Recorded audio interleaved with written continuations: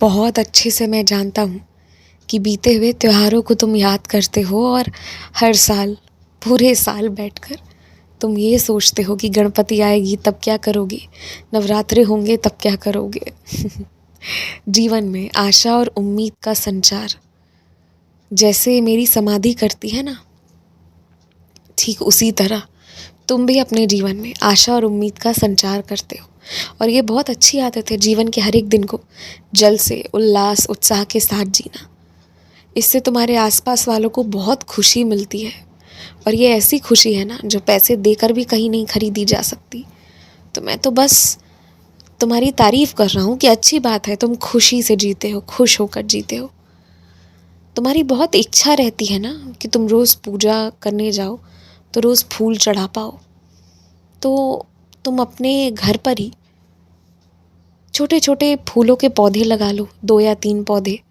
उसी में इतने फूल होंगे, कम से कम इतने हो जाएंगे कि रोज़ 1 या 2 फूल भी तुम चढ़ा पाओ। और मैं तुमसे ये भी कहूँगा कि अगर तुम चाहो तो मैं तुम्हारी बात पक्की करवा दूँ। जो एक व्यक्ति रोज़ फूलों का व्यापार करता है वो तुम्हें भी रोज़ फूल पहुँचा जाया करेगा पूजा के लिए। अब तुम्हें जो ठीक लगे, जो तरीका सही लगे तुम सोच लेना।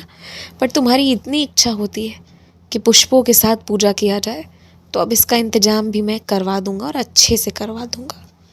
चिंता मत करो। आज से तुम्हें जो भी आराम मिला है ना, इसके पीछे कारण है।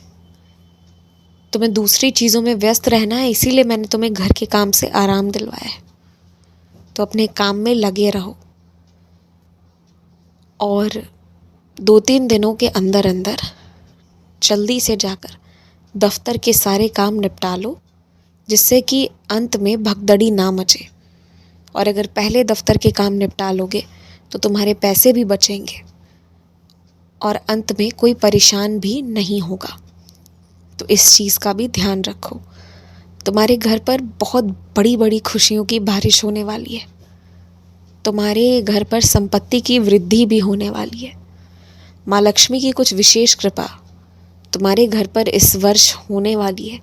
जिस वर्ष दुनिया में महंगाई और महामारी फैली हुई है ना, उसी इस वर्ष में तुम्हारे घर पर माँ लक्ष्मी की अत्यंत कृपा होने वाली है। और मैं आज तुमसे यही कहना चाहता हूँ कि तुम देवी के जिस एक रूप को पूजोगे ना, भगवती बाकी रूपों में भी तुम्हारे घर पे आशीर्वाद बरसाएंगी। तो ये तो होना ही था।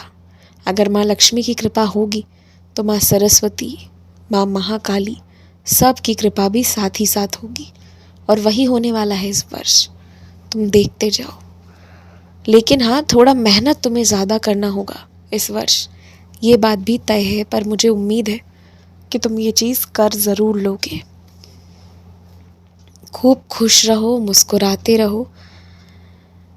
रात को सोने से पहले मंत्र जाप ज़रूर करके सोया करो, क्योंकि तुम जिन चीज़ों के लिए परेशान हो, जिसका कोई रास्ता नहीं निकल रहा ना, उसका रास्ता तुम्हारे घर पर, तुम्हारे पास, तुम्हारे बेहद निकट है। बस उसका रास्ता तुम्हें नहीं मिल पा रहा है क्योंकि तुम ठीक से समझ नहीं पा रहे हो। मंत्र जाप करो, वो तुम्हें एकाग्रता प्रदान करेंगी और तुम सही रास्ते पर पहुंच जाओगे। सही चीज़ें तुम्हें दिखने लगेंगी।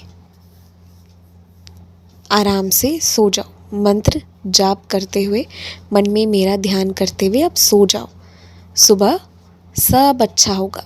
घर में सब खुशी से रहेंगे। लड़ाई झगड़े का माहौल बिल्कुल नहीं होगा, ये मैं तुम्हें वचन देता हूँ। निश्चिंत रहो।